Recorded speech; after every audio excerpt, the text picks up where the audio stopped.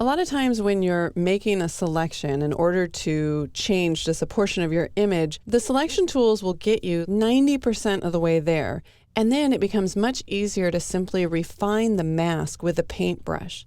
And this is a perfect example of that scenario. So I'm going to tap the W key. That will give me my quick select tool. And I want to select the jacket. So I'll start up here in the collar and click and drag. And so far it seems to be doing a decent job because there's contrast between the jacket and the background. It does an okay job down here. But then when I get to the highlight area, because the wall is so bright and the highlight on the jacket is so light, it's just not going to be able to make the selection to the precision that I need it. But that's okay. I'm going to get the selection like 85 or 90% of the way there. Now, in order to subtract this area that I don't want selected, I'll hold down the Option or the Alt key. We can trim that back, and we can trim this area back too. Now, if I zoom in to 100% by using Command 1, use the space bar in order to move around, you can see that this actually does need quite a bit of work still. But that's okay. I'm going to go ahead and add the adjustment that I want to make. In this case, I want to add some color to the jacket. So I'm going to use the Hue Saturation Adjustment layer, and that's this icon right here in the adjustment panel. So I click on that, and then I'll choose to colorize. Now, I'm going to apply a lot of saturation to begin with, because if I only apply a small amount, it's going to be hard for me to see where in the mask I need to refine it. So let's really move the saturation up, and we can choose any color we want. I know that I'm going to eventually make the jacket blue, so we might as well start there. All right, now I'll click away from my Properties panel, and because I've set my panels to auto collapse, as soon as I click anywhere away from the panel, that panel will automatically collapse so that I can see more of my image. Now we're on the Hue Saturation Adjustment Layers mask. If I wanted to see the mask, I could hold down the Option or Alt key and click, and there's the mask. And you can see I really need to make some refinements over here on the right. All right, let's click on the eye icon so we can see our image, and I'll tap the B key in order to select the paintbrush. I'll use the space bar to move down in my image, and I need to check my foreground and background colors. You can see that I'm painting with black as my foreground color, and I want to exchange the foreground and background, so I'll tap the X key, or I could click on the double-headed arrow here, because I need to paint with white if I want to add the blue to the collar area right here. So I'm just going to carefully paint right around that edge. Now, if I paint too far, all I need to do is tap the X key. That sets my paintbrush to paint with black, and since black hides an adjustment, I can remove the adjustment from that area. I can also remove it from up here where it's just painting too much on the wall. All right, now I'll hold down the space bar and move down a little bit. You can see that I've got too much paint here.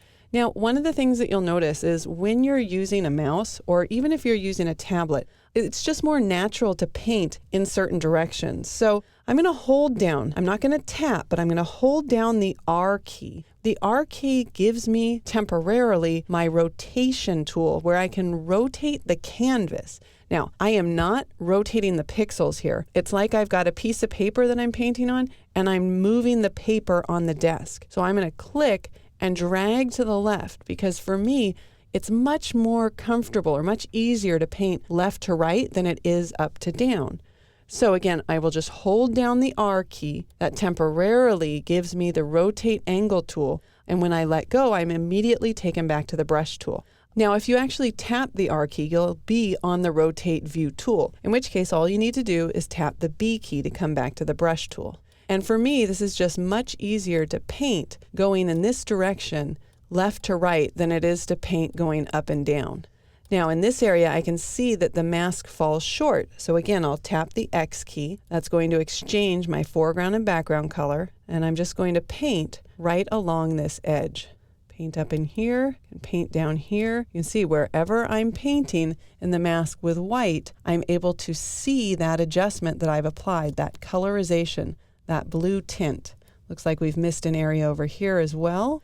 And let's use the space bar to move down. Looks like I missed this area with that initial selection. I've missed this corner of the jacket as well. And then looking closely, it looks like I've selected too much here. So tap that X key, switching back and forth between painting with black and painting with white. And we'll just eliminate that. All right, I think we've got it all. So what I'll do is this time I will actually tap the R key. That's going to switch me back to the Rotate View tool, and then I'll just click Reset View. So I didn't actually change any pixels when I was using the Rotate View tool. It just made the display differently so that I could paint in a more comfortable position. Now I'll use Command 0 or Control 0 to zoom back. I like what I see, but the effect is far too strong. So I can click on the icon for the Hue Saturation Adjustment layer here in my Layers panel. If I double click on it, it will automatically pop up the Properties panel where I can then bring down the saturation and just make that a much milder effect. I could also just darken the jacket a wee bit. You want to be careful because look, if you move this slider over too much to the left, it just starts to look all flat. So I don't want to move it very much, just maybe -5. The other thing that I just noticed when I did that, you see this hard edge on the left-hand side? I need to soften that a little bit. So let's bring this back to, like I said, maybe -5, and then let's switch over. I don't want to affect the adjustment now. I want to work on the mask. So I'll click on the mask icon in the Properties panel, and then I'll make sure that the mask is targeted in my adjustment layer. Now, unfortunately, when I did that, the panel popped closed. So let's go ahead and double click on the mask here. That'll open back up the Properties panel. And then I'm just going to add a slight feather so that we don't get that harsh edge on the left-hand side there, maybe 1 or 2 pixels. Of course, I want to go in to 100%, so Command or Control 1 in order to zoom to 100% just to check what I'm doing. I can tap the H key to give me the hand tool, or we could use the space bar and just move around the image and check one more time to make sure that that nice soft feather didn't actually change the mask in any way that is detrimental. Okay, so I like that. We'll go ahead and use Command 0 or Control 0 to zoom all the way back out. And you can see that sometimes instead of struggling using one of our kind of automated selection tools, just use the tool to get as far as you can, 80 or 90% of the way there, and then you can simply click on the mask and paint with your paintbrush using either black or white to paint in or to paint out the effect. And you can refine that mask until it perfectly matches the area that you're trying to affect.